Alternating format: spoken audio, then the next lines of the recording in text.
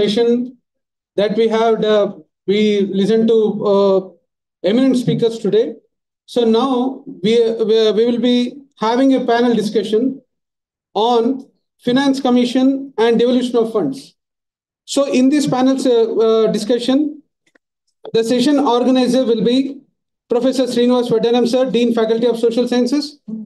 May kindly come on to the dais and occupy the chair. And chairperson for this panel discussion is Professor K. Mutyam Reddy, sir, President TEA. May kindly come on to the dais and occupy the chair. And now we have another panelist, Professor Ramnamurthy, sir, School of Economics, HCU. Kindly come on to the dais and occupy the chair. We have Professor Venkat Narayana, sir, CIS Hyderabad. I request sir to kindly come on to the dais and occupy the chair. We have another panelist, the vibrant Mr. Arvind Varia, sir, the Indian Society for Technical Education. Please come on to the dais and occupy the chair. I also request Professor Chettiadi Krishna Reddy, sir, School of Economics, HCU. Please come on to the dais and occupy the chair. Now I request the session organizer, Professor Vadanam, sir, to conduct further proceedings. Thank you. Thank you, Raghavendra. Thank you very much. Respected panelists, Professor K. Mutyam Reddy Garu, President, Telangana Economic Association, Professor Ramnamurthy Garu, School of Economics, University of Hyderabad, Professor Venkat Narayana Garu, CIS Hyderabad, Mr. Arvind Varia, the Indian Society for Technical Education member, and today's keynote speaker in the inaugural session, and Dr. Chettiadi Krishna Reddy Garu, School of Economics, University of Hyderabad, and Head Department of Economics, Dr. Krishna Reddy Garu, and all my friends. Good afternoon to all. In fact, again, I would like to congratulate Department of Economics for conducting this wonderful national seminar on fiscal federalism, devolution, development, and economic dynamics. In this, we conducted inaugural session successfully. Now, in second phase after lunch, we are entering this panel first panel discussion on Finance Commission and Devolution of Funds. I would like to thank all the panelists for giving their precious time to present here and about their views. Here, as you know, everybody knows that Finance Commission is a very important constitutional body in this country. In Article 280, it is established and presidents by the president, and one chairman and other 4 members are there, and they are distributing and they are devoluting that funds between center and state. And this is a big discussion is going on in center-state relations nowadays. Sarkaria Commission in 1988 in state central relations discussed about at length and studied in all aspects of center-state relations. In part of fiscal federalism also they have discussed. In single lines, they have expressed that all fiscal federalism, not only fiscal federalism, and all relations between center-state are not static. That is dynamic. Every time we are experiencing changes in the decisions, their recommendations, and relations between center and state, and recently allocation of funds. Last 14th Finance Commission has advised and 32% to 41%. Like that, many times we are experiencing different changes of Finance Commission role in our country. But the thing is, great criticism is also going on Finance Commission. Some people say Finance Commission is utter flop. They are not catering the needs of South India. They are not giving proper place for performing states. They are not giving proper importance to the efficient states. There is a big discussion on equity versus efficiency. which is good. In central government, not a big boss, it's a big brother's role. They have to understand the real picture of the diversity of this country. But we are experiencing in a political arena only one kind of domination is going on, and majoritarianism is going on in this country. They are not taking care of our minority voices and minority aspirations and other important aspects. In this junction, Finance Commission should be redefined. Just now, in our inaugural session, our Arvind Warrior sir has explained very nicely, and he presented a different view on Finance Commission. Finance Commission, he opined that Finance Commission is a completely utter flop in this country. They are not doing any proper job. But I don't agree with that, because the last 75 years, we have been experiencing that Finance Commission role is also there in different areas. That played a very crucial role in many areas. Like we can't compare remote areas of Bihar to Gujarat, or remote areas of Uttar Pradesh to Telangana and Hyderabad, particularly in our developed areas.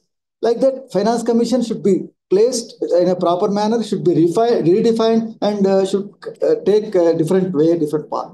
So in this juncture, I thank organizers to take this wonderful topic on panel for panel discussion on Finance Commission and Devolution of Funds, and all are the senior experts in this Telangana region, and particularly in Mutyam Reddy Garu, a senior professor, and also he has been working hard about Telangana economy, and he has presented many articles, and he played very crucial role in Telangana economy. And also Ramanamurthy Garu, everybody knows about him, and he continuously is writing articles on different areas, particularly in Finance Commission's role in state and central part. And Venkat Narayana Garu is also a great researcher. He is publishing many articles on this particular area. And we have experienced just now Aravind Warrior's presentation, and my friend Chittadi Krishna Reddy is also doing excellent job on this particular area, and in fiscal areas, fiscal federalism and other important economy aspects, he is also presenting many views in different platforms, different forums. So I thank you very much for all the panelists for attending this panel. And now I request Professor K. Mutyam Reddy Garu to conduct the further proceedings. Thank you very much.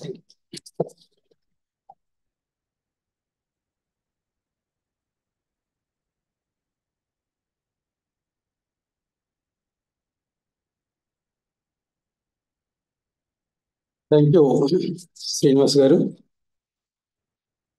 Professor Srinivas, Professor Chittadi Krishna Reddy, Mr. Arvind, Professor Venkat Narayana. Telugu చెప్పండి. తెలుగా? Okay, no problem. ఇంక నేను మొదలు పెట్టలే, just పేర్లే చదువుతున్నా. Professor Ramamurthy గారు, at the outset, let me congratulate the Department of Economics, particularly Dr. Krishna Reddy, and the administration, Vice Chancellor, Registrar, Deans, and Directors for encouraging the department to organize this national seminar.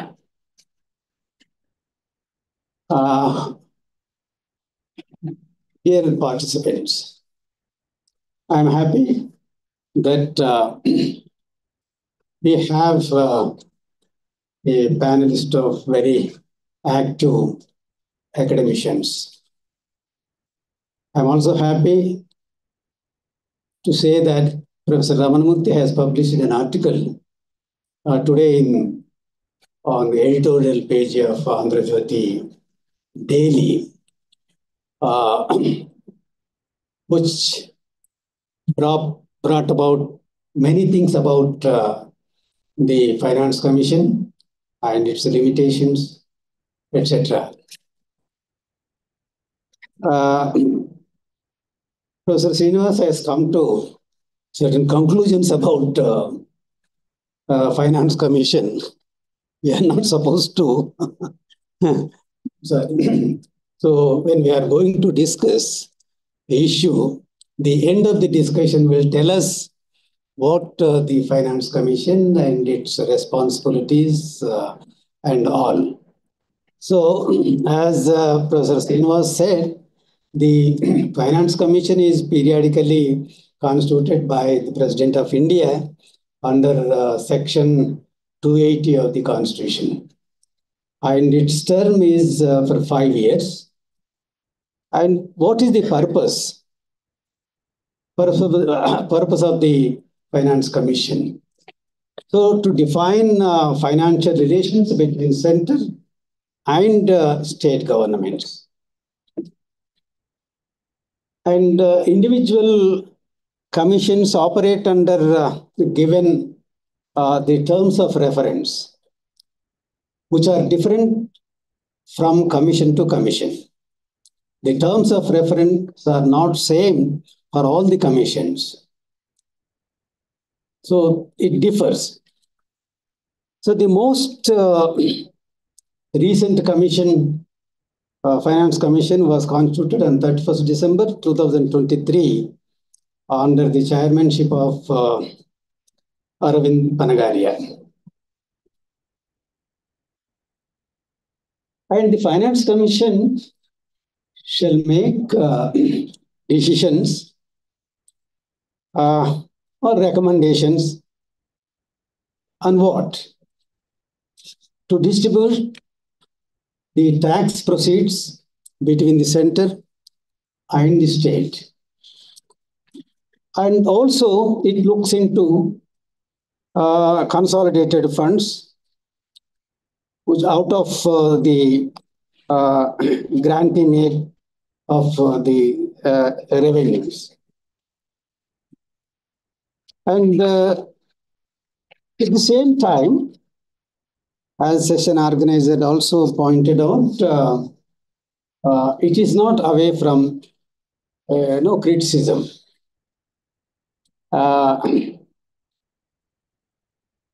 Some critics also argue that Finance Commission is only a recommendatory body, and the central government can implement or just ignore. So to that extent, it has a limitation. And also say that the Finance Commission, the members of the Finance Commission will also be influenced by, they have political influence over the members. So I will stop at this, and without going into much details about that, because we have already behind the schedule, and first technical session is already postponed. So we have 4 panelists here, and any program participants here in online also. Okay, even on panel discussion. No, next session. That is a different session. After the session is completed, participate online. Okay, let them participate. I think some of the members, participants are online. They are also participating. And I know since there is no, so as kept an order here, so I invite in that order the panelists. I have some freedom also. Please sir, you can take. Yeah, to invite members. You can take in a particular order.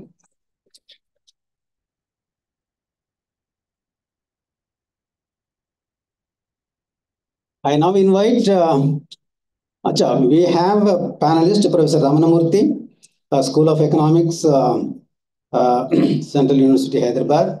Professor Venkat Narayana, Center for Economics and Social Studies, Hyderabad. Arvind Warrior, the Indian Society for Technical Education. Dr. Chittadi Krishna Reddy, School of Economics, University of Hyderabad. And Mr. T. Paparao, economic analyst. Paparao is not here. And I now invite Professor Venkat Narayana to present his views on the devolution of funds by Commission. Time limit. Time limit, I generally believe that the panelists or speakers, they themselves keep so time limit. 10 minutes. 5 minutes. But you can also suggest 10 minutes, the panelists. 10 minutes. 10 minutes? I think debate will be better. Yeah, that's always better. 7 to 10 minutes. But okay, maximum is 10, minimum is 5. Okay.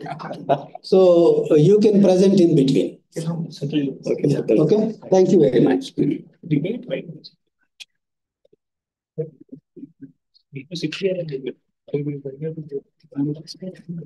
Good afternoon, all.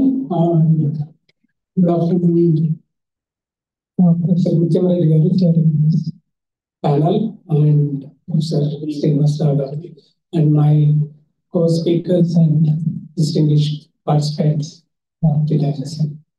Thank you for inviting. I'm thankful to the organizers for inviting me for this panel discussion. Okay, coming to the topic and my talk. So there are issues with the center-state financial relations. Already it was actually, there is a kind of introduction already given by Professor Srinivas and Professor Mutyamreddy garu. Of course, morning we have a keynote address and all these things. So there are two things. One is the vertical distribution of what is that? Tax revenues.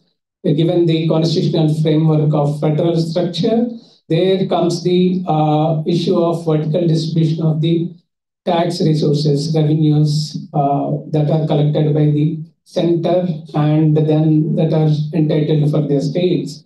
So we have the situation. Why this arises?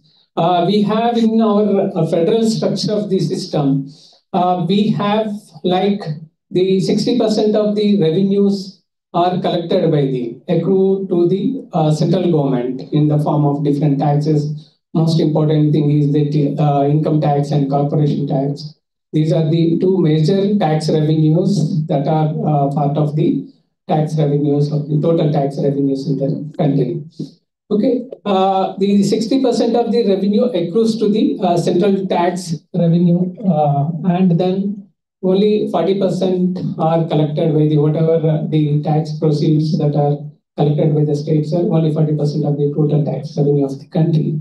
But when it comes to the spending, expenditure of the total budget expenditure of the country, the state government has to bear 60% of the total expenditure. Okay, when you look into the total budget expenditure of the country, all that including both central government spending as well as all the state government spending, all that if you include, and if you take the share of the state government's spending, it is 60% of the total budget expenditure, and the central government can bear only 40% of it. So there is a kind of disequilibrium kind of situation, unequal distribution of these two responsibilities. Revenues are more accrued to the central government, tax expenditure burden is more on the state government. So this is what we call the vertical distribution issue. So to resolve that, we have the Constitution have made a provision to set up a finance commission to address this issue, vertical distribution. The finance commission, all that you know that for every 5 years, finance commission is established, set up to address this issue. So over a period, what is happening is that the taxes that are tax proceeds that are to be distributed, that net has increased. especially in 80 the amendment in 2000. So earlier there used to be some taxes, the tax proceeds were exempted from bringing it into the divisible pool. But the 80th amendment of the Constitution in 2000 brought most of the taxes into the tax revenue, tax proceeds into the divisible pool of the shareable kind of thing. So now the issue is that when all the taxes have brought into the divisible pool, so center had a problem. What should it do to increase its revenues? Okay, so there is a constitutional provision as well with to the circumvent this issue, the constitutional provision and the constitutional entitlement of the state. But the center has a provision that is given in the constitutional framework is that there is a provision called surcharges and cesses. Okay, there are many taxes we have, like we pay surcharges and cesses.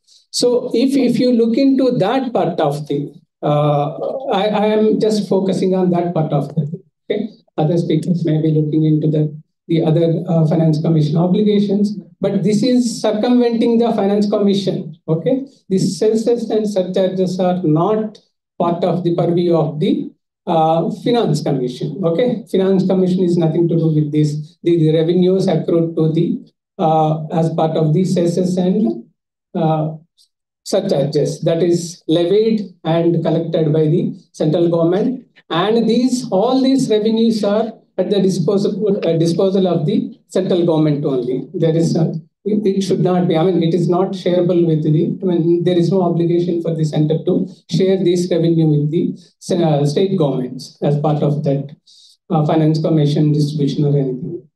So, if you look into that trend, what is happening to that? So, it started in this kind of provision. I mean, making use of this provision started in 1970s, and it is over a period it has increased. So, if you look into this, the revenue collected as part of the cesses and surcharges, it was just 5% of the gross tax revenue. Gross GTR, what is that? To mobilize the financial resources required for the any kind of initiatives, intervention programs, and it is like centrally sponsored schemes like CSS. Like, for example, in education, we have midday meal and Samagra Shiksha, and like health also we have many other schemes are there. Even agriculture, there are certain centrally sponsored schemes. So these the revenue collected on these cesses and surcharges has to be used for this purpose. So, but there is an inbuilt mechanism in this if it is properly used for the CSS. Okay, CSS are largely implemented in the states. That means that money has to come down to ultimately this money has to be spent by the state governments, so that center has to ultimately transfer that money as well. But what is happening now, especially I was looking into the education cess. So education cess collected for the purpose of, it started in 2004, and it is for the purpose of meeting the financial resources for that time it was Sarva Shiksha Abhiyan, SSA, Sarva Shiksha Abhiyan, when it was initiated in 2001. And that time, of course, 2004, it started this education cess. Later, we have, what is that? Madhyamika Shiksha Abhiyan, okay? Then we have, like, for higher education, we have RUSA, okay? So to meet all these, I mean, initially for the elementary education, Sarva Shiksha Abhiyan, then 2007 onwards, we have another secondary education cess. And of course, I mean, that is to meet Madhyamika Shiksha Abhiyan and RUSA, okay? These are of course, midday meal also as part of that. To meet all these centrally sponsored schemes, Government of India initiatives, these are the provisions, okay? Education cess is meant for that. So all these programs are implemented by the states. We expect that all that money Government of India is spending on these schemes has to come down to state government to spend them. But now what is happening is that these money, instead of spending on these schemes, okay. So if you look into the last two budgets, you can see that the tax proceeds, the education sales proceeds that are actually collected, they are spending that money on Government of India institutions like UGC. UGC is UGC that is not part of the initially. I mean, as given in the while collecting that, what is that letter and spirit that was decided to spend this education sales was made to these programs, but they are spending on UGC, IITs, and then Kendriya Vidyalayas, Navodaya Vidyalayas. Okay, the expenditure as expenditure for these, I mean, especially UGC and other whatever I just mentioned, these has to come from the central sector expenditure, and that should be out of this education sales revenue. Okay, but instead there is a kind of diversion of these education sales expenditure to these. Otherwise, they have to meet from their actual tax revenue, not from the education cess revenue. So these are some of the issues maybe I think I just brought into this discussion forum, and maybe I hope this will be taken up in the Finance Commission discussions. Thank you. Thank you, Dr.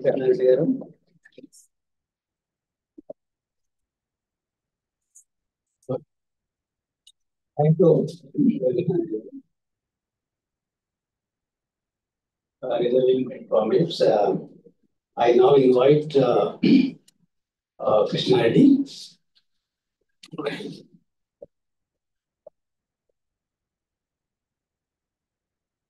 Very good afternoon. It's a pleasure to be here in this conference. Particularly, I want to thank Professor Chakrapani sir for involving me in conceptualizing this conference and making it this reality today. I've been actively associated with Dr. Krishna Reddy. Now, of course, I think Dr. Malaya is here. So thanks to Dr. Ambedkar Open University for giving opportunity and bringing this very contemporary relevant topic. Giving a time constraint, I'll also not go into the specific allocations, how much money. The morning also we have seen, Arvind has already shown you the certain figures. Of course, I won't my observations on that, but still you get to know what kind of allocations, how much money we have received. Now, even, of course, Professor Pinaki also has explained the context in how and what way the Finance Commission allocates. And now Professor Venkatarayankar also has given you a brief picture of how even centrally sponsored schemes also comes into in a different forms in the states as well. First of all, I would like to say, because we have been using this word called South India. To me, there is no South India, North India. India is only one. Southern part of India, northern part of India, it may be there, but there is no special identity. We should not be concerned.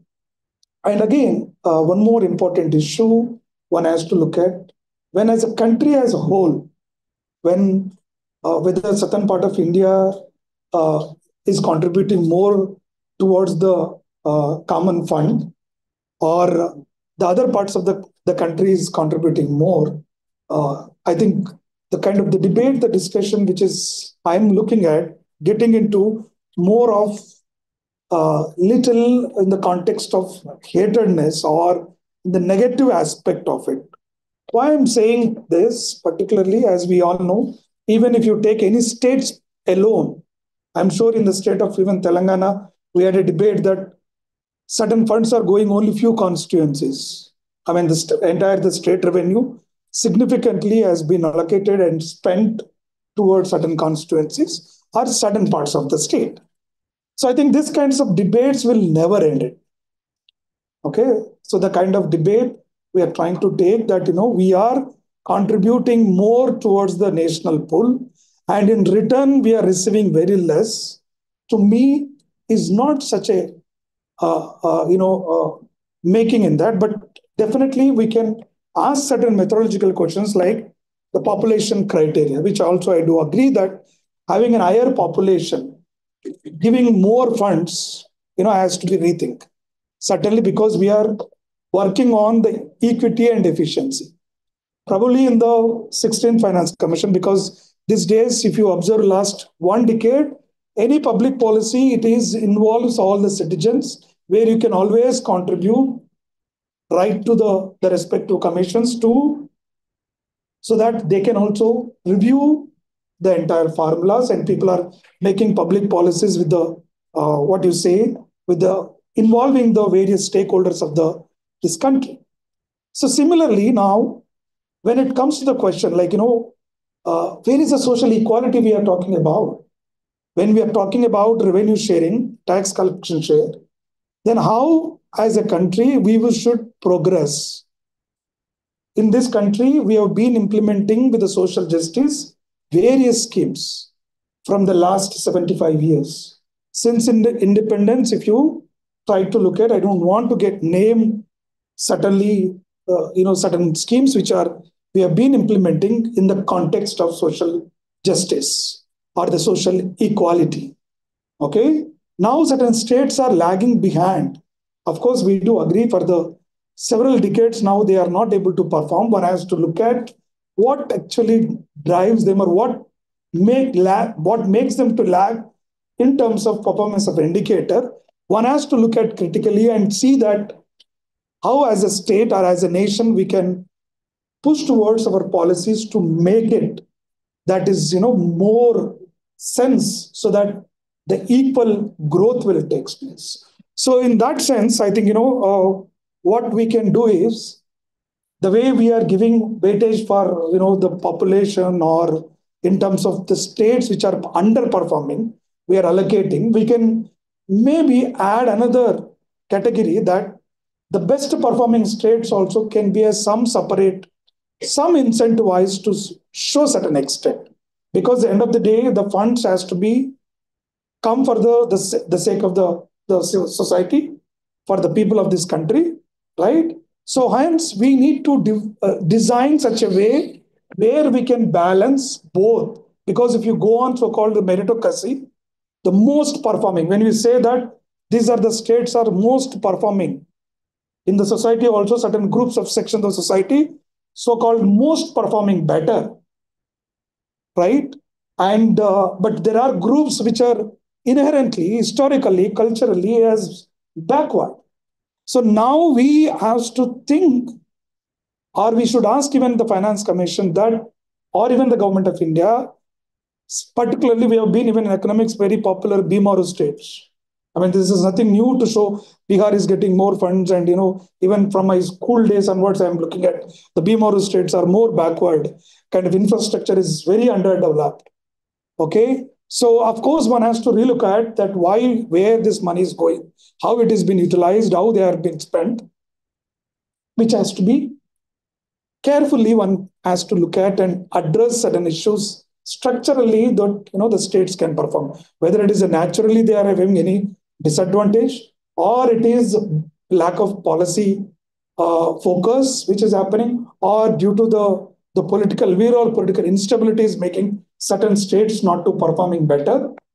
I think that should be the core point of view when we look at that, how rationally we are utilizing given a funds, rather than it is Southern India or Northern India. Rather, we need to look at how each state is performing, and the performing states may be rewarded differently to appreciate and keep moving. Okay, so I think these are the certain few thoughts I thought while we are discussing that the numbers can speak. I have no disagreement with numbers as concerned, because they are official statistics that the southern parts of the states are, because of maybe they are hardworking, they are implementing all kinds of policy initiatives in the state, and they're maybe better capable in governance, in delivering and achieving certain targets and goals. But definitely as a country, when we have to look at the northeastern states to the middle of the country where we are looking at, or the, all parts of as a country whole, if you look at, even like, as Professor Venkatnarayana has clearly mentioned that, we have, apart from this tax devaluation funds, the centrally sponsored schemes also, the states are able to get it. And we have seen that, the rivalry become the state-center relation, the approach is also hampering the progress of what you say, to achieve certain targets and goals. But if you go in line with, it is not that, okay, who is doing what, because it's all about the political gain, all about the political dominance, to see that again, gain the power in the coming years. That conflict or that war is taking a major place, rather than the policy concerns that, okay, there is certain scheme, then what is positive about it and how do we take it forward and, look forward. Whether it should the states, of course, there is no doubt the states, even local governments, for that matter, if somebody is concerned about the state revenues, why we have been talking about empowering the local governments.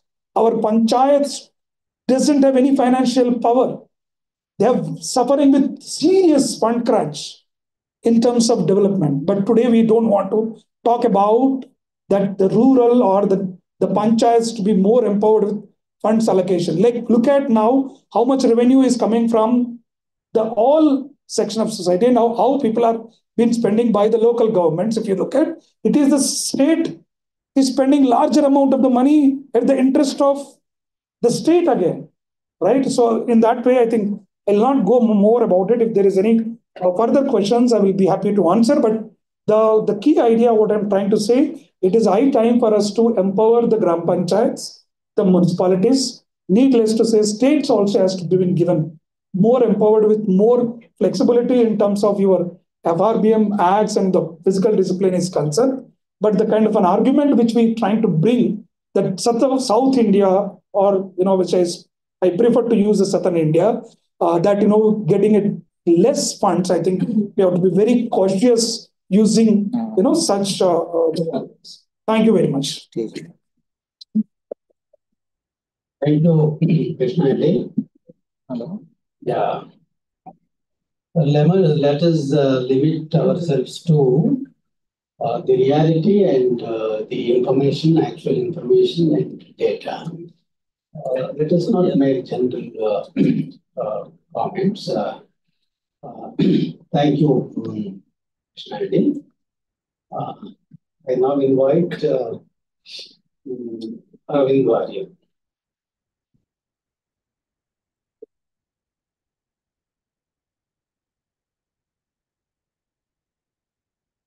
Thank you for giving an opportunity to speak. I've already discussed about this as a keynote speaker.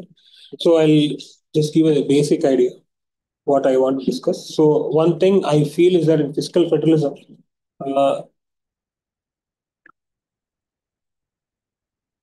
okay.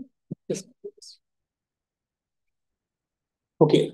So two aspects I want to discuss actually. Thing is that one thing I believe fiscal federalism is inherently it is linked to the politics. For example, recently we have seen in Tamil Nadu, they have withhold the fund around 2,000 rupees, 2,000 crores actually.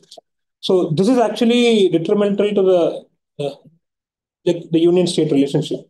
So the problem I feel is that see, there are one aspect here. As I have discussed as a keynote speaker, that South Indian states there's a reduction in the share in the union taxes. One thing we need to understand is that this particular, when I say you share in the union taxes, they are unconditional. Unconditional means, let's say, if like Telangana gets around 50 rupees from the union government as a share in the taxes, union government will not tell Telangana government how to spend it. Means it's a prerogative of the Telangana government to spend in the way it feels like. So that is very important here. They're unconditional. There's no strings attached to it. So as I have said in the morning session, that there is a reduction in the share in the union taxes, which indicates that it's actually taking away the power of the state government to decide. Like, let's take, I want to implement a policy. A state government want to invest in a medical education or something.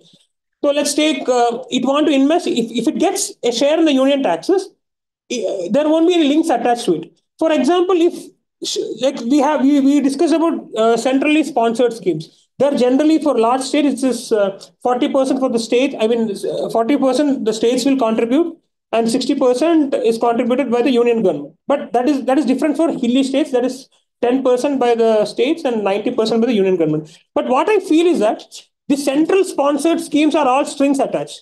For example, from Kerala, I'll give an example. Last year, union government actually withheld 800 crores because in what we say in public health center, family health center in Kerala, it is called a Janarogya Kendra.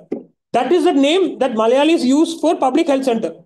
But suddenly in November 2023, union government came and they decided Arogya Mandir, something name they gave.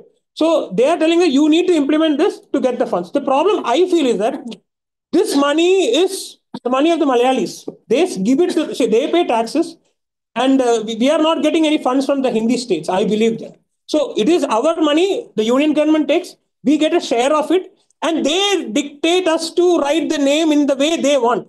So I feel this is the problem in unfair. It is unfair. Like, Malayalis should get the freedom to decide what is the name of the public health center we should write. We have been writing it for many years. Janarogya Kendra means that is health center for us, public health center. But suddenly, union government, without consulting the states, change the policy. They write Arogya Mandir or something. And what happens is, and they say that if you don't put the name, we will not give you the money. There was one more issue actually. We have in Kerala National Awas Yojana, Pradhan Mantri Awas Yojana. Actually, generally the policy is that it's like as far as I know, the numbers are right. 1.1 lakh, 1.15 lakh is something, the cost of one house. In Kerala, the 60% means 75,000 rupees is given by the union government. The remaining 35 or 40,000 is contributed by state government. But I'll tell you something. In Kerala, the aspiration of a Malayali is higher than the aspiration of a North Indian. Like if you go to the PM Awas Yojana, if you check the quality of houses, a normal house, like I'll tell you, Kerala, we don't allow someone to have a house with Modi's photo in it or any even chief minister's photo in it. Because we feel it is an insulting. We are not getting any free thing. But in North Indian states, if you go, they're happy to keep Modi's photo or their chief minister's photo. But I feel is that as a Malayali, the thing is that we don't accept it. It's our money, public's money. Why should we keep the photo of someone? It's not even when Pinarayi Vijayan doesn't put his photo in the house. So here also we had a center-state relationship problem. The Kerala government rightfully said that we will not put the photo. Union government said, no, you should put the photo because Narendra Modi's photo should be put in the houses. So we feel it insulting. So this is something that needs to be addressed. So when the problem is when you reduce the share of the union taxes, we lose the freedom to put our names or something. And when they're giving money in the form of centrally sponsored schemes, links are attached. Some strings are attached. You should do this, you should do that. So this is something I would like to tell. And one more aspect I would like to tell you is that there are some economically sustainable states. From my analysis, I could find out that there are some economically sustainable states that they need not have to depend on funds, so much of funds from the union government. So there should be a review of the Article 293 of the Constitution, the borrowing limits. So basically what happens is everyone comes under the FRBM Act and they say that union government will tell that you cannot borrow so and so. So what happens is your share in the union taxes is reduced and you don't get money. You're not even allowed to take the loans. So basically you're pushing a state to the wall. They cannot invest. So what happens is they are not improving. They're not allowing us to improve. So these two aspects is something I would like to discuss in this. Thank you. Thank you, Mr. Ravind. Yes, these are the issues and debatable issues. As academicians, we have to address these issues. Of course, as you said, the question of photographs. Photographs, I also feel personally that by name, the Prime Minister, Chief Minister, any scheme, internal scheme, should go with a particular person, the central government or state government, whether it is Vijayan, whether it is Modi, whether it is Revanth Reddy and whoever. So we can minimize the certain questions by naming the central government or state government. Of course, it's the practice, and so the people have been practicing and the governments have been practicing. Okay. It's a propaganda. So as far as the ratios and all are concerned, almost 10 finance commissions followed the devolution ratio 30-70. And after that, a demand has come from the states, and then decided to 60-40. When it has come, so 60-40, then this what center did it. They introduced the the system of cess and surcharge, and the state has no share in the cess and surcharge. So that's how the states argue that we are losing. Whichever state, whether it is south, whether it is north, center, east, west, whatever. So,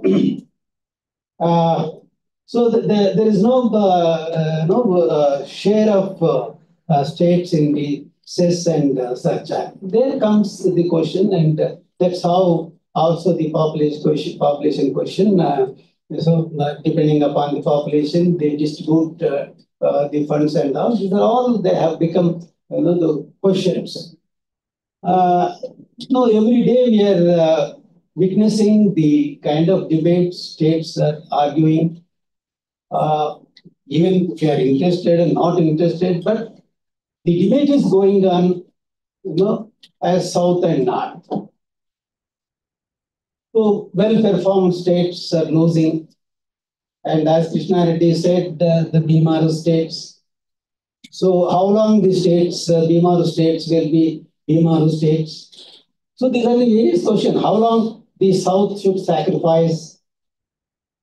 So these are the questions and debatable, and with evidence. So I now invite Professor Ramanamurthy to present his views. And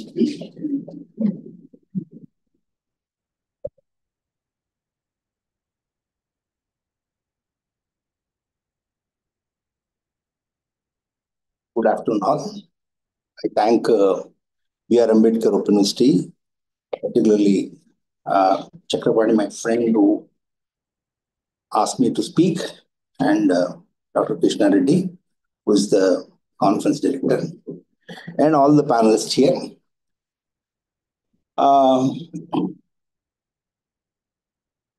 All controversies, or the present day controversies, actually happening behind certain background. There is certain economic background, there's a political background, or period. Certain important changes that have actually happened, which have changed the conditions and leading to certain pressures on the states, which are therefore voicing their concerns. It is in the world, a Keynesian understanding of capitalism has changed to a neoliberal understanding that primacy has to be given to the private sector, and it should be snatched away from the state. This had been from 70s to 2000. This is a major change. And this is reflected also in terms of our fiscal policy. The idea is to roll back the fiscal policy. And finance commissions have actually taken up that role in India, while IMF and World Bank have done it externally, putting pressure on countries. And then there is also another important change of the background is that there are two types of changes. That is, first of all, single party dominance has gone. The regional parties that have come up. Congress party lost its hegemony, and there are regional parties that have come up. that itself actually led to questioning the original fiscal arrangements. Now today, we have a shift from Congress to BJP, and that also is actually causing the fishes. Whether you like it or not, you can't deny the elephant in the room. Let's go back and see how I would like to say what are the four major issues that come up on this fiscal federalism issue. First is vertical imbalances. Second is horizontal imbalances. Third is issue of grants in aid. Fourth is how do we manage our fiscal deficits, fiscal deficit management. These are the four issues that actually are discussed. They are the centers of.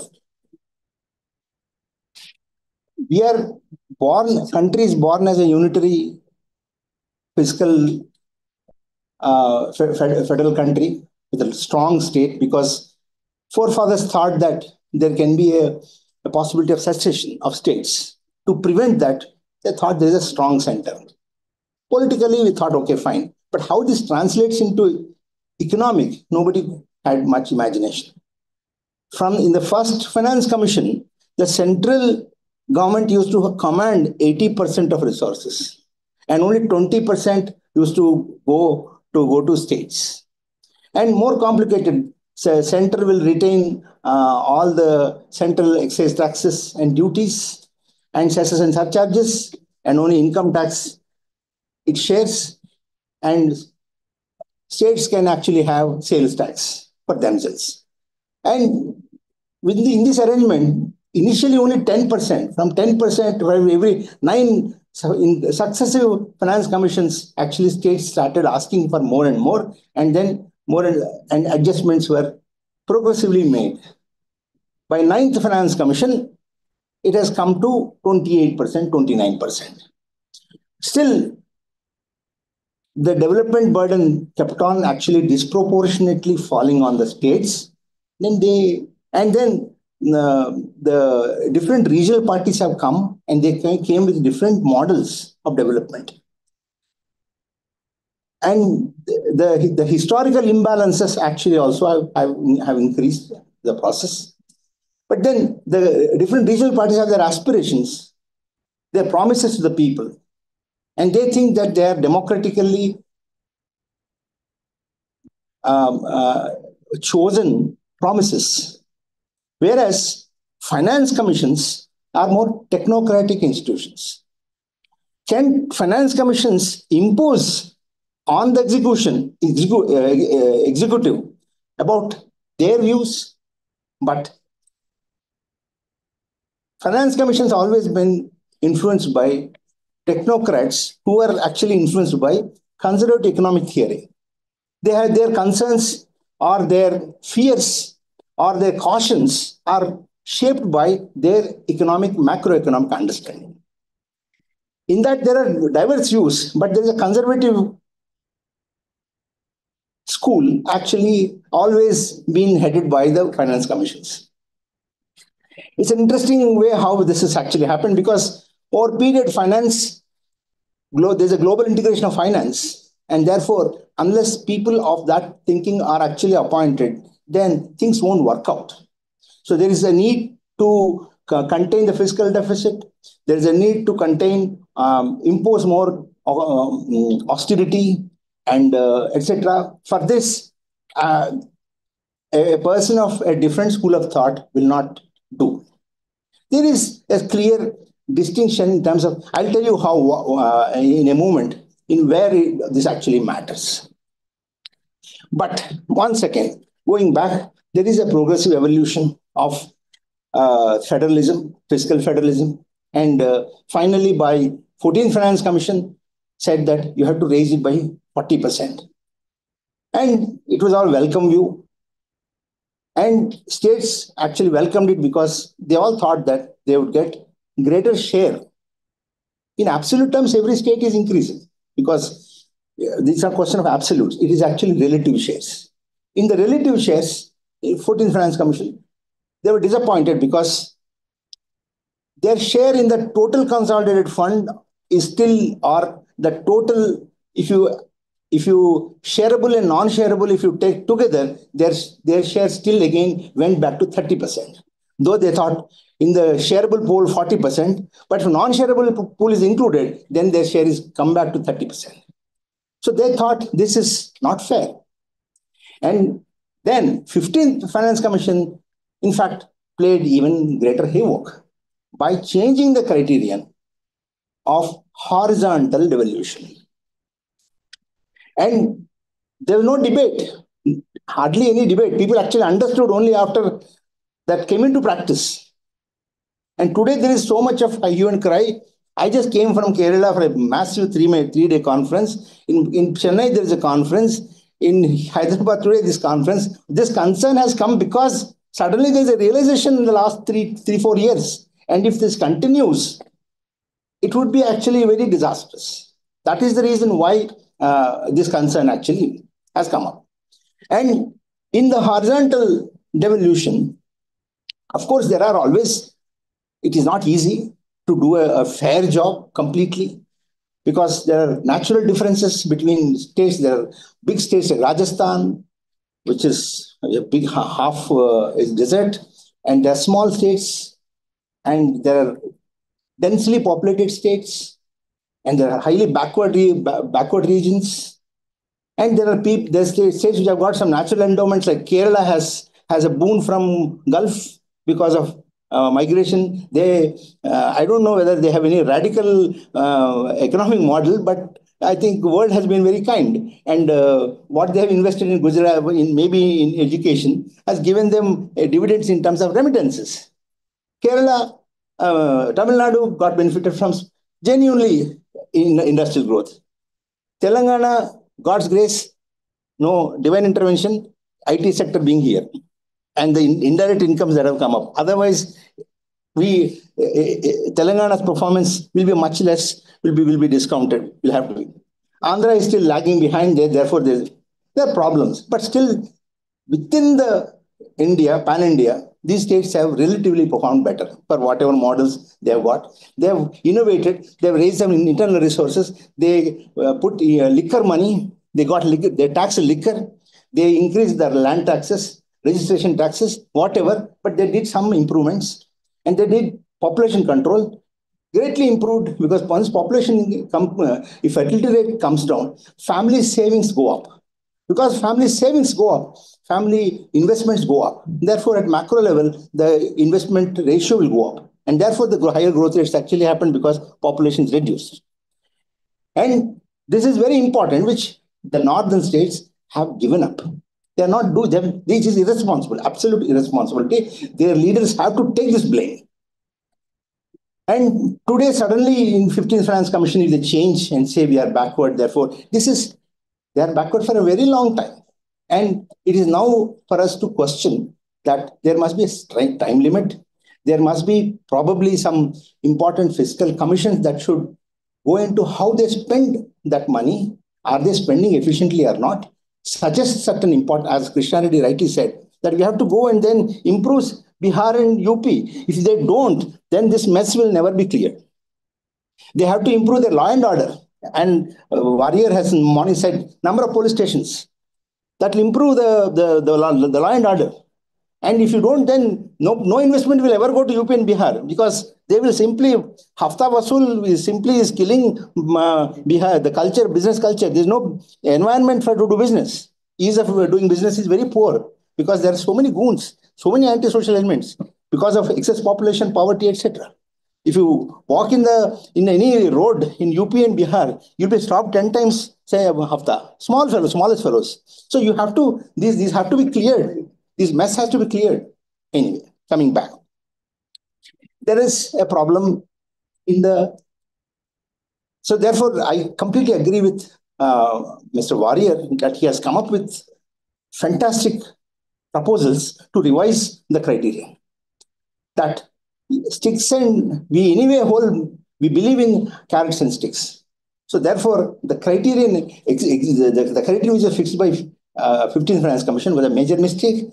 The excess weightage to population, and the much less weightage to tax raising efficacy, And the forest, even the forest coverage criterion is simply mechanically implemented. It is not about growth of forest is not taken into. What efforts are made to increase are not made into. Only absolutes are taken into. So therefore, Arunachal Pradesh is taking a disproportionate share of in this thing. There are these anomalies that has to be set. So we are all sitting. Why I'm saying this is the Telangana state, especially the previous government, has done secretly more than 3 lakh crore off-budget borrowings. Of course, it gave 24 hours power. Agriculture improved. Industries improved. But then there's 1 lakh crore pending, which they didn't want to collect through fee by charging because it'll become unpopular.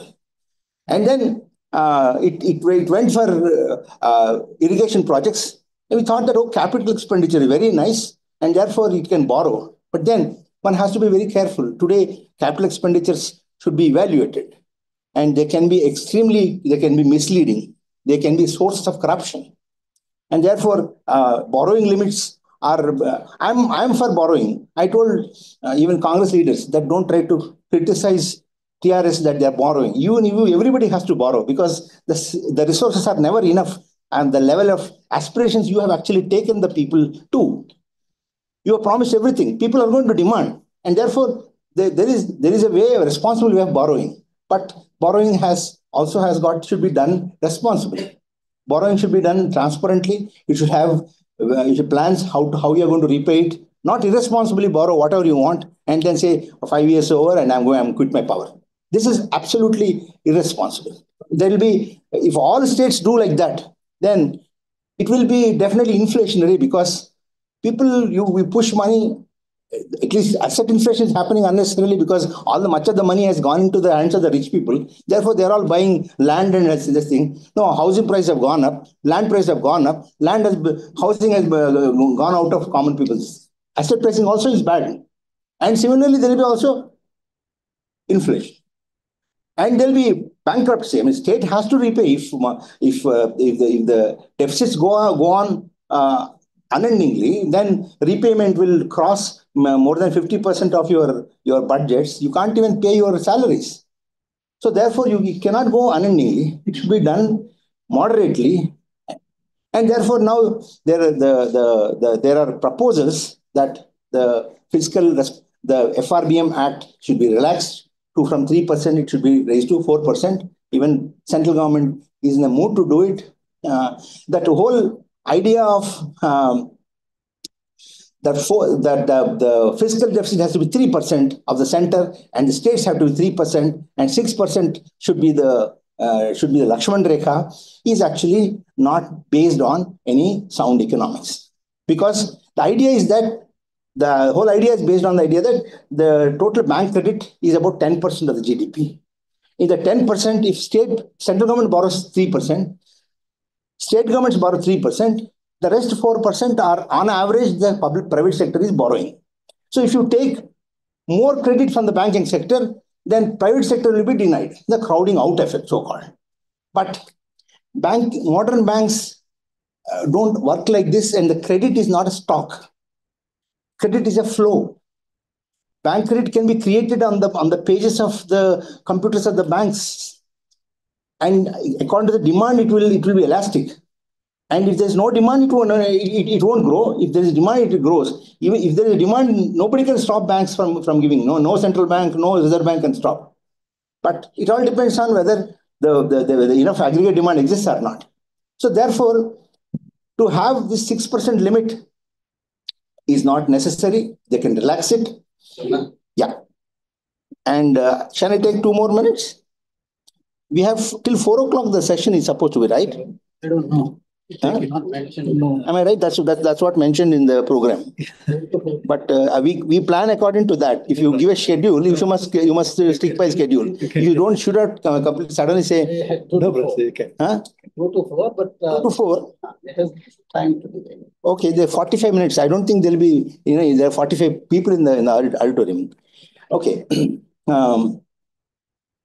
So there is FRBM limit has to be increased. There is no rationale for FRBM to be fixed to 6% and particularly 3% for central government. At times it can be expanded and according to the situation because it already the center could never actually comply that 3% norm. They always said you had to go to 4.4 to 4.7%. It could never comply. That itself shows that there are certain structural compulsions. Of course, the final solution always lies in raising the total amount of consolidated fund of India as a proportion of GDP. As a total tax GDP ratio, if it is not increased, India is one of the lowest. 20% is one of the lowest, is only we fare better compared to African countries.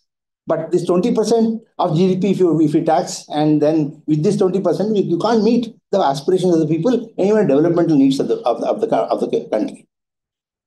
In America, it is 25%, which is a very rich country. In Europe, it is about 40%. Australia, it is 40%.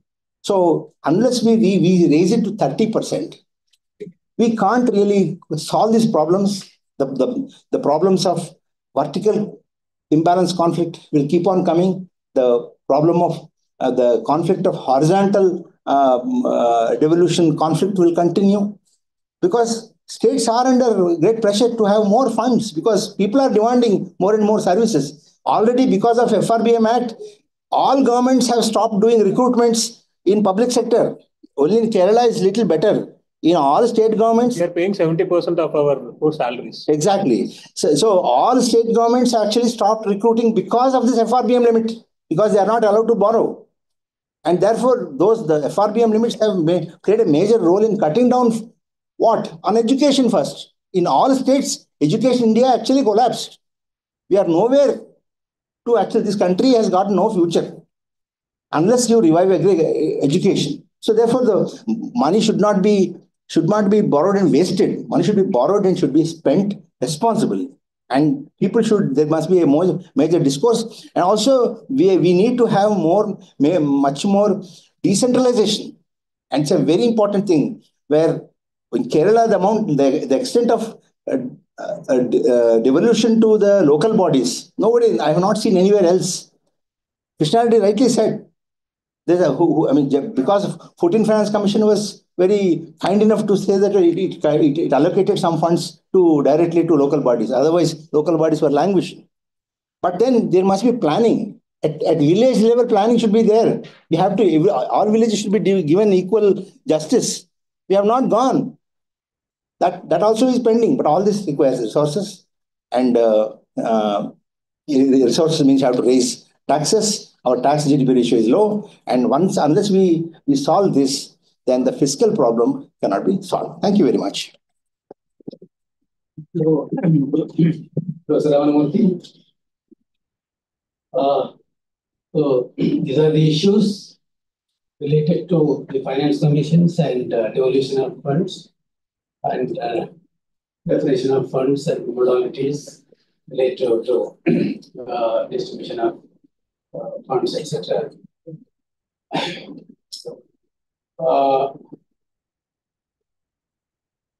I don't make any comment at this time, but as members requesting, let's give more time. Participants get more time ఏంటంటే ఇద్దామని ఒక understanding ఏంటంటే రావడం వల్ల డిబేట్కి ఏంటంటే కొంచెం అవకాశం ఇద్దాము, చర్చకు అవకాశం ఇద్దాము. Most of the things said by Ramanamurthy and other friends, I agree with them. I now invite, the floor is for the participants. They can make their comments and observations and also any questions to each panelist. I welcome participants.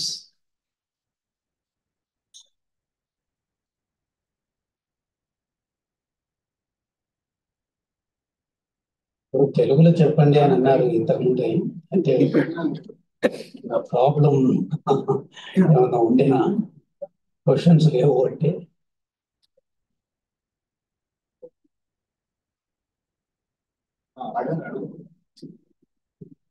I'm audible? Yeah. Audible. Audible. You can ask question. You can ask.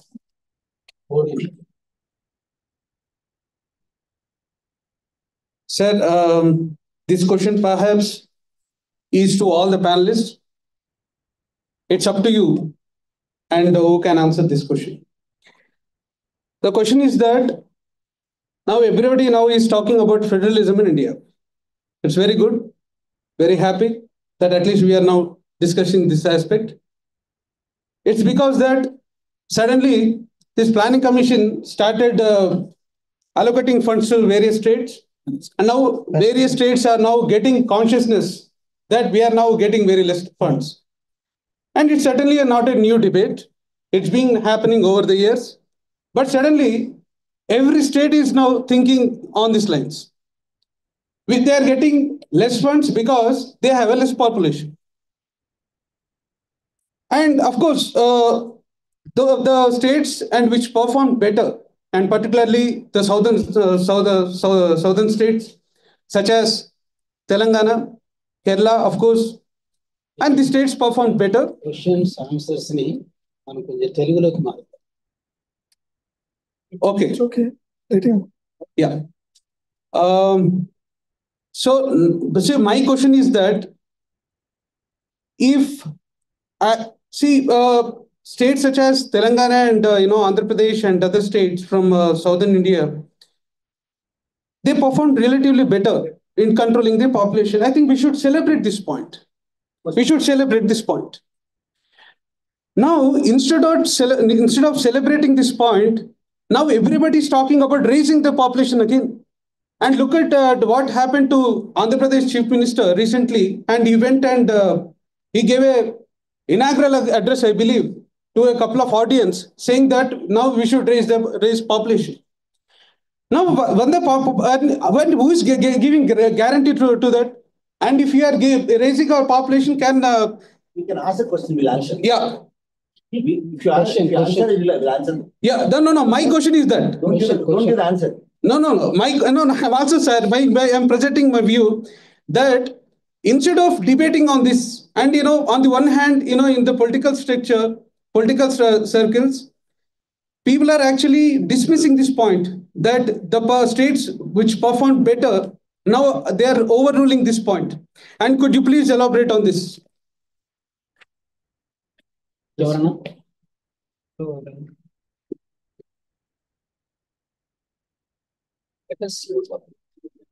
one by one.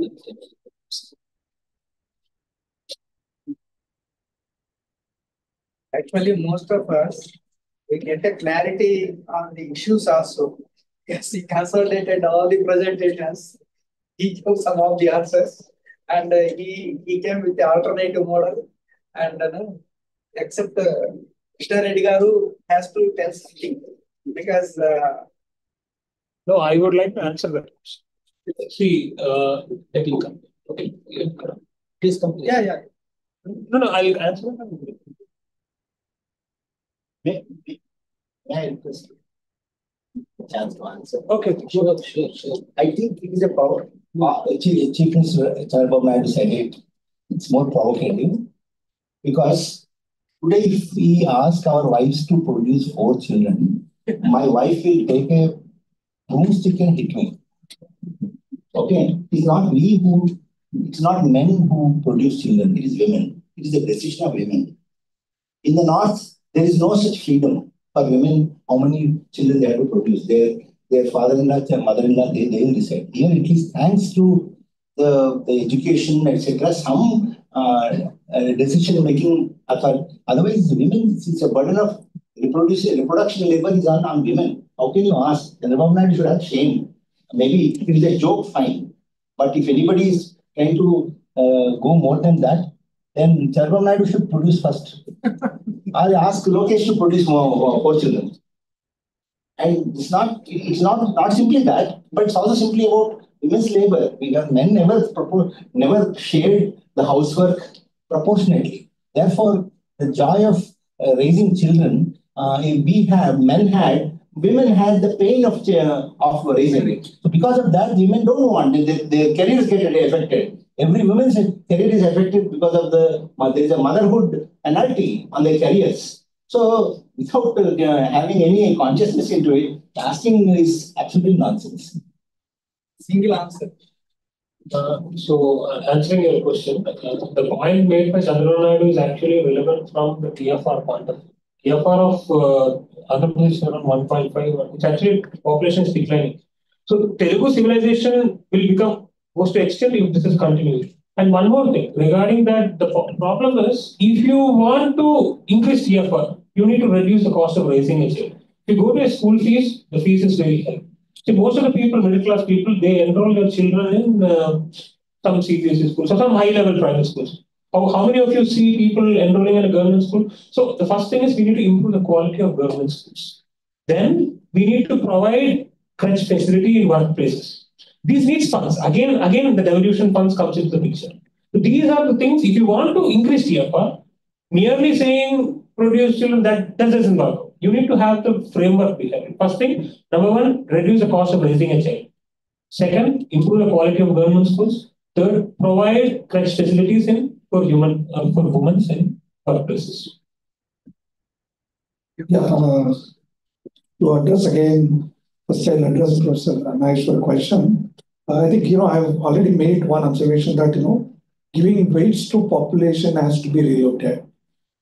Because today, anyway, the population debate has come, it is about replacement rate. Telugulo cheppalante punarbharti rate. Ippudu unna janabalo replacement rate matram. There are certain states are going below that. So the states are certain, at a national level also, some of the prominent personalities, when they appeal to maintain that replacement rate, not to have more, it is about the replacement rate. Okay. Number two, anyway, in that way, we have to look at the states which are having higher population. If they don't adopt the methods of maintaining that only at a replacement level or the ideal rate of growth of population, it can be penalized in extent, which can be looked at. One. Number two, I told also the same way the states which are underperforming, like the BMR states, has to be re-examined carefully and provide alternative ways to improve and focus. That's where I said equity efficiency. Certain states which are performing better also can be incentivized. Certain states which are not at all performing also, it can be looked at and provide some additional funds with again conditional. Whenever the people attach certain conditions, like Professor Arvind was saying that attaching certain restrictions and some states don't want any kind of reforms to be adopted. Like say, for instance, whenever they want to bring some changes in agriculture sector, if the state central trying to bring certain conditions, even the power sector or agriculture sector, they said no, don't impose any restrictions. Give us a full freedom. How do we want to utilize it? So hence I said, give number two recommendation about equity efficiency has to be addressed and rewarded better in terms of that. And third, I can say now a new point to be added. The debt of the southern states. Today, if you see, the southern states are striving hard to get borrowing, as I'm not saying that the state should borrow. And these are the states of budget borrowing. Forget about the budget borrowings. Our budget borrowings also, it has exhausted.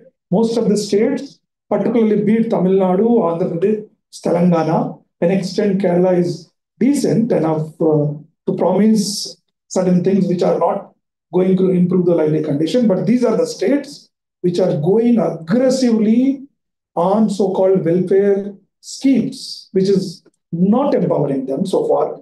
We have not seen the results of that, but they wanted to pump that money in the hands of public.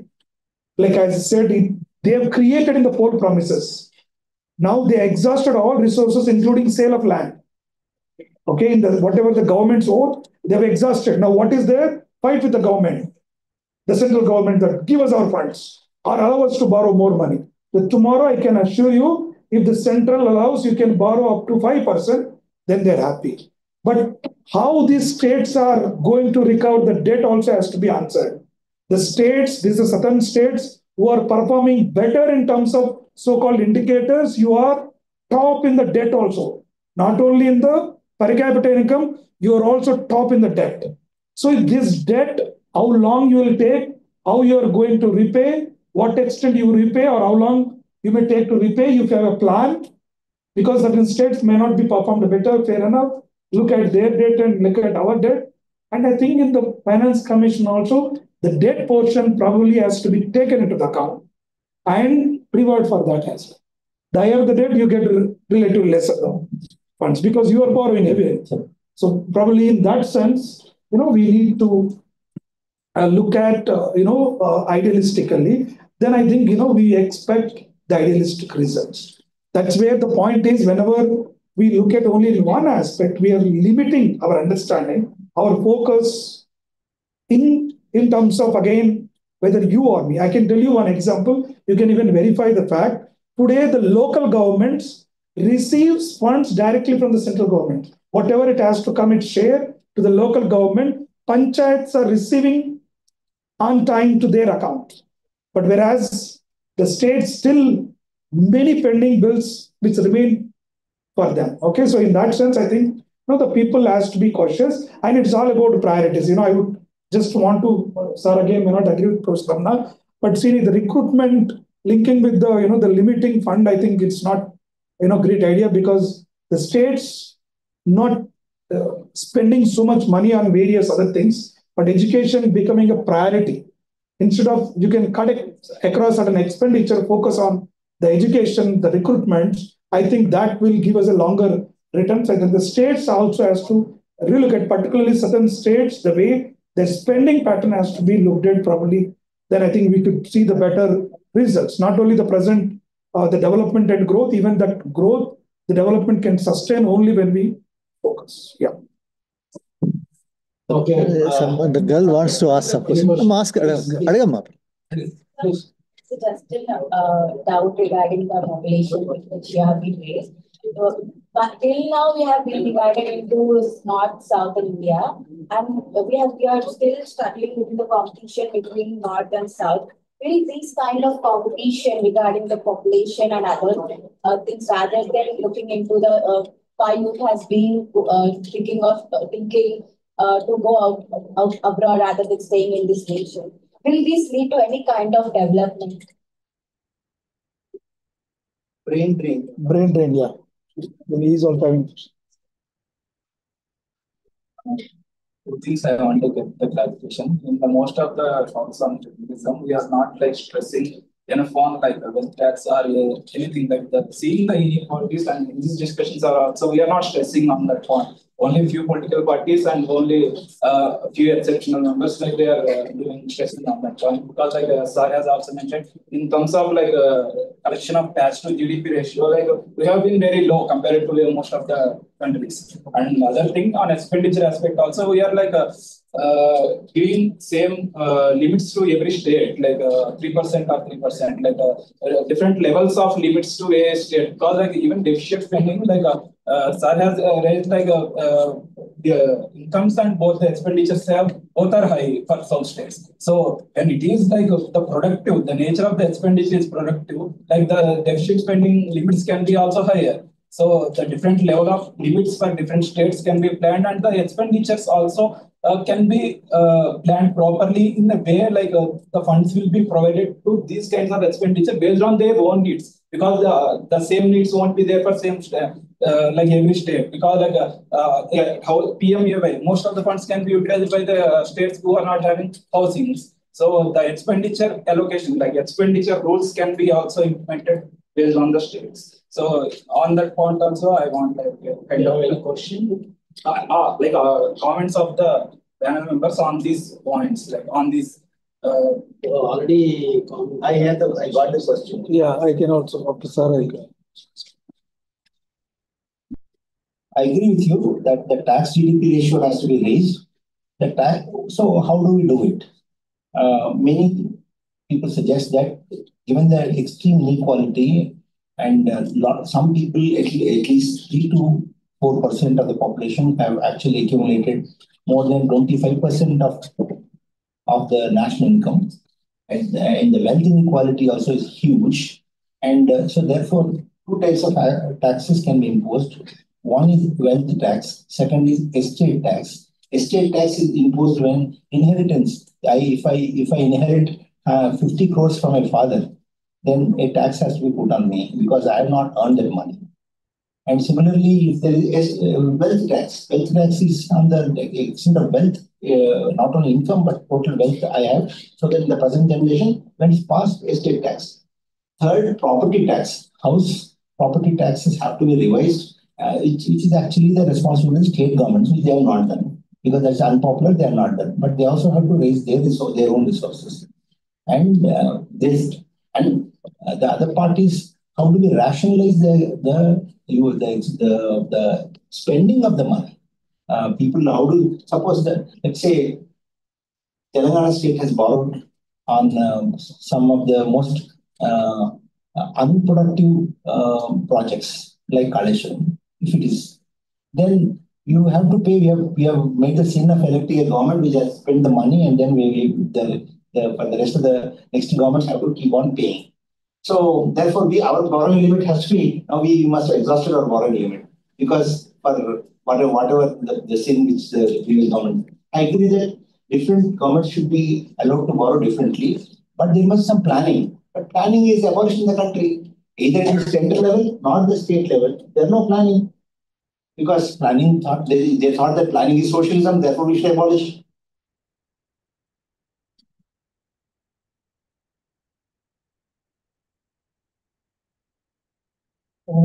Regarding this tax GDP ratio, actually, see, when we are comparing with the other countries, because they have their minimum level of income also very high. Okay, so when development, the level of development that matters to increase tax GDP. Okay, so developing countries, we cannot expect their tax GDP ratios are on par with the near with the world.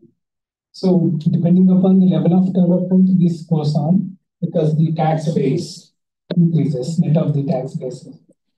So based on that, of course, I mean, our expenditure levels also, we have to limit our expenditure levels according to the revenue system. So we have certain limitations, and within that limitations, we have to, I think, yeah, that's. Now, answering your question regarding the brain drain, right? So, see, the thing is that, especially when you look at the statistics of people who are going, basically the people who are going for studying abroad are basically from the southern states, if you check the stats. So, basically, what is happening is that you need to improve the quality of higher education. Means we need to invest in knowledge economy. Knowledge economy in the sense that, see, thing is that previously, like 20 years back, we were investing in skill labor in the sense basic. Like when you can work in a machine shop or something. So now we need to invest in emerging technology, high skilled technologies, in the sense that why are they going? They are going for better remuneration because they are getting better opportunities, better standards of living. So if you are able to provide it, they won't be in the going. Why should a person in Telangana go to US? Because they are getting a better standard of life, quality living, and better remuneration. So we need to think on that perspective. For that, again, the funds are big. And one more thing regarding the wealth tax. So the thing is that, see, again, the problem arises that wealth tax will be collected by the union government, and again, the revolution problem comes. If such a thing comes, the state should be given the rights. And I am very pro-state because I want states to have to be empowered. If again it goes as a part of the revolution, again what happens is, like let's say if 1,000 crores is collected from Telangana, it will be going to somewhere else. So it won't be. So that is one point I would. Yeah. So that's about the productivity point. So see, the southern states, as we believe that we are performing better, as for instance, let's agree for it. But we know that inequalities within a state is also very high. Today, the kind of per capita which we are claiming for the state, if that is so true, and it has the larger population of benefits, then absolutely no doubt about it, we should go. But look at the number of our PDS cards, number of people who are looking for our MG Narega works are not reduced an extent and proportionate to our expenditure. And also, like as I said, sir also mentioned about Kaleshwaram. See, today the Kaleshwaram was 1 lakh crore rupees and spent a single project. And it is the story is not end there. You are paying regularly the lift irrigation. You have to pay electricity charges to maintain that. And per hectare for a cultivation, what is the cost of the debt you are going to repay? And the kind of electricity charges you are paying and how much return they are getting. For instance, if it is a productive investment, now under the Kaleshwaram project, suppose say 1 lakh hectare is irrigated, then they should not look for any government schemes because they are able to get a free water. There is a free electricity, so they should be empowered. Now you have enough water sources at a free of cost, which was not there in the previously, and this is a capital expenditure. If I have to take it, then these are the people should be excluded from the government schemes. Can we?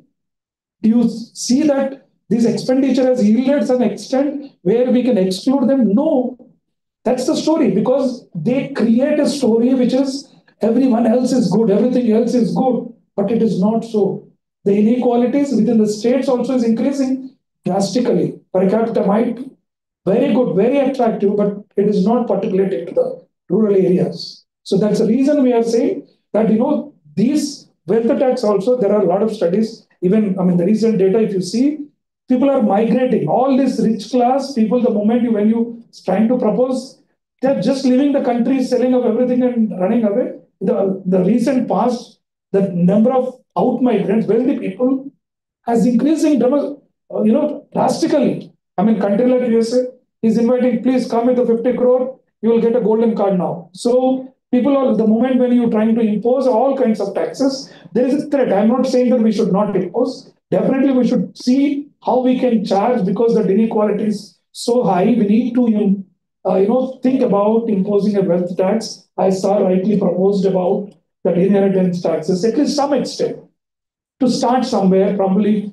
that definitely would yield, but we have to see that these all people should not leave the country. Either we have to make amendment in the law such a way if somebody wants to sell and run away from this country, impose a lot of tax. If a person who want to dispose their property, who want to give up citizenship of this India, should be charged highly and leave because you enjoyed the benefits of this country and you taken the wealth, from this country and you want to take wealth and run away, then charge 50% the people who want to leave the country permanently. So maybe such kind of innovative definitely would help us to strengthen. See, regarding Kaleshwaram project, I strongly consider that it is a good project because there is a generally in the news that 1 lakh crore rupees was I don't believe it. Because you see, Kaleshwaram project is not just Medigata barrage. It has a lot of barrages and the pipelines, the motors. So just there is a splits in the Medigata barrage. So I believe is not involved. No, I'm no. The question is not that. We are not debating on the Kaleshwaram. No, since when the question is it's okay. The question is not about Kaleshwaram. So, okay. The question is about investment. Yeah. So the investment must be the product. To that extent, it is okay. But don't take individual. No, I'll take. There is a controversy about how good is the project, how bad is the project. Yes. So if you go into that, there is no end.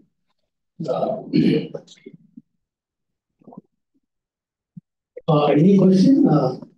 Yeah, please.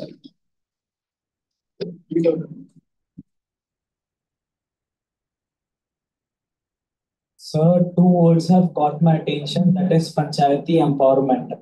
I believe that the Panchayati empowerment is only used as a decorative tool by the legislator and most of the people. It is never implemented.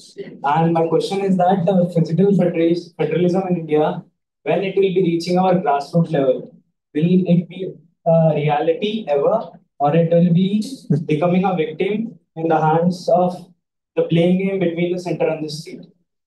I think just one. I think you are correct. I do agree with you. I think it will go in the blame game. It will disappear. So the people or both the side, the state or central, the meager kind of an experiment, but still, until unless people like you and me raise a voice, it will not happen. Yes, that's more important, raising voice. No questions. Good afternoon, sir. Good afternoon, sir. I'm Rekha. So I just have a concern that, like in Telangana state, government is going for disinvestment as they lack funds. They are not recruiting, like there has been no recruitment for 10 years from the I have Telangana only state two questions, sir. population to Present criteria, whatever we are following to distribution of union taxes, whether it is good or bad, one question. If it is good, many of the state last 10 years onwards, I'm a PDF scholar from Usmania University. Right now, I'm working as assistant professor here. I did some research on the same topic, the federalism, that fiscal federalism, the distribution of union taxes. How many years we are going to distribute the same method? How many years we are going to give the benefits to that states, those who are low performing? So those who are performing better, how many years they are going to face this problem? Is there any answer for this? No answer. We have to question it. I think I've already mentioned about it. See, that is like in our social inequality. In our society, we are having various social groups, and we are also striving for the empowerment of social groups, right? Since independence, last 70 years, for the backward communities, which is we are trying to empower, and they are to take that level where it on par with the society. So that's where I'm saying, if you ask the same question, how long we want to empower and create the social welfare schemes? Do you have any straight answer to it? No. But we will work. We have to see some measures, methods. That's where we said it has to be adopted. That is where we said evaluate the BRAOU states. Why, where it is lacking. That's where Sir was also mentioning that there is a lot of danda. The gangs were there. There is no. It has to take it to the. That is where when we consistently raise as a nation, as a together, one of our fellow state as going through serious this developmental issues, we need to rework. There is no other alternative. We cannot leave them like that. As a civilized society, as an independent country, okay, you are not empowering, please die on your own. We are progressing, we are healthy people. I am happy, I will be happy if you. I think that's an approach is not a correct approach. So, thank you, sir. Here is that.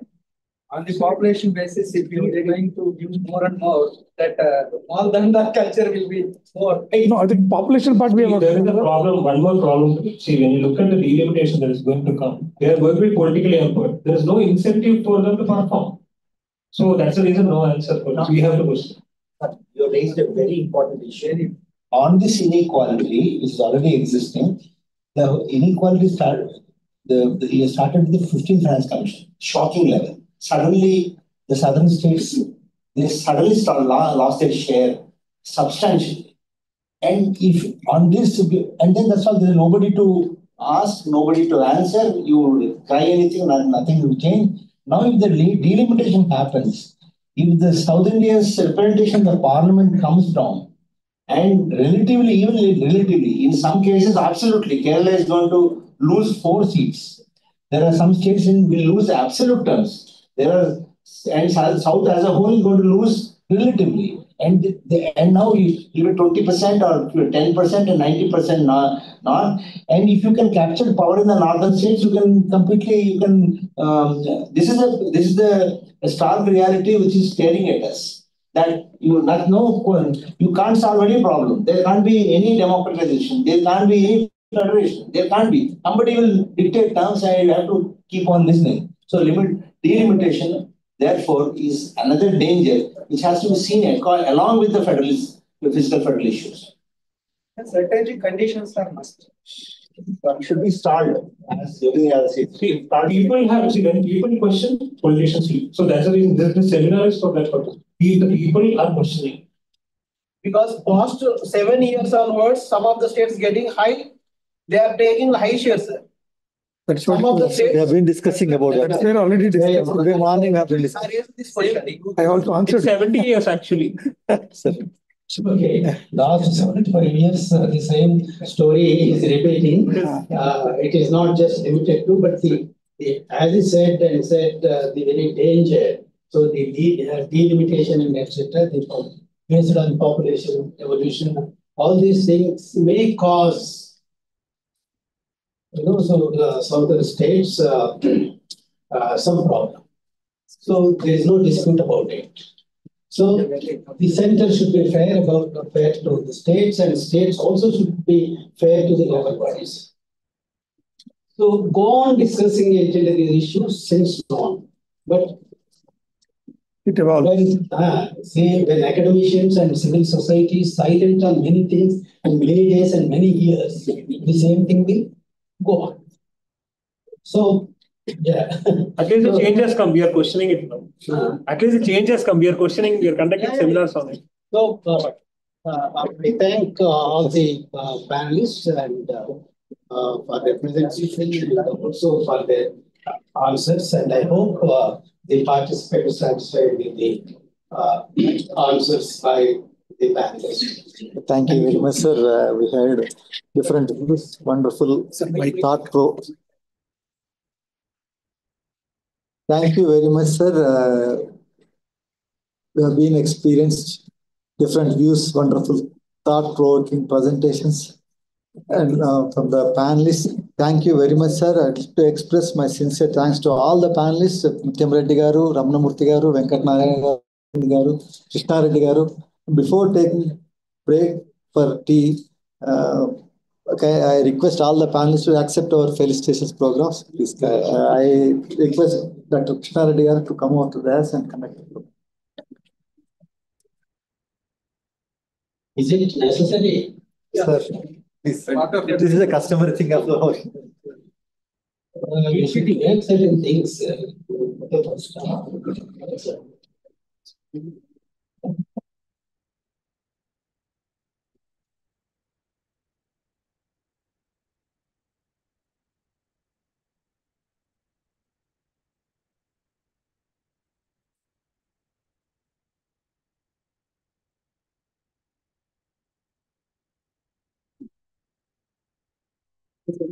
I remember a specific request. Thank you. This is being done. I also insist that it should be given in sufficient cloth so that I can stitch a shirt with it. Otherwise, I think we have to ask possibly people to do it.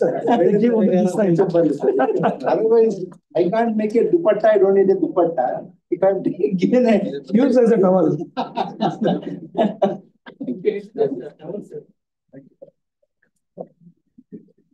Because last time I was trying to buy, but they are not giving. Shawls is only this.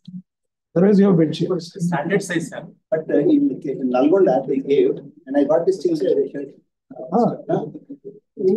My mandal.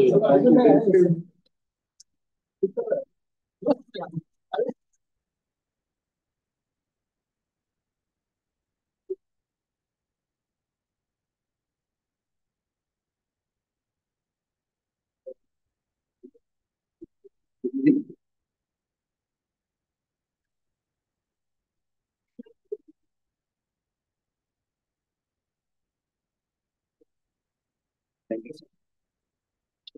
sir.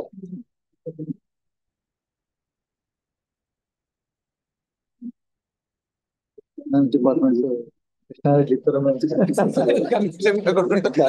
మీరేగా sir బయట అందరూ కూడా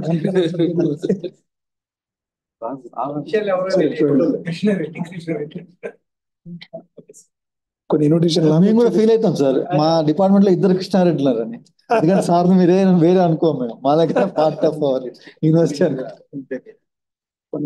నాకు వచ్చేది sir sir. Thank you all the panelists, esteemed panelists. I would like to mention one thing is that we have a lot of students and who participated and they are listening to our panel discussion, and it will be recorded and circulated widely in the next stage.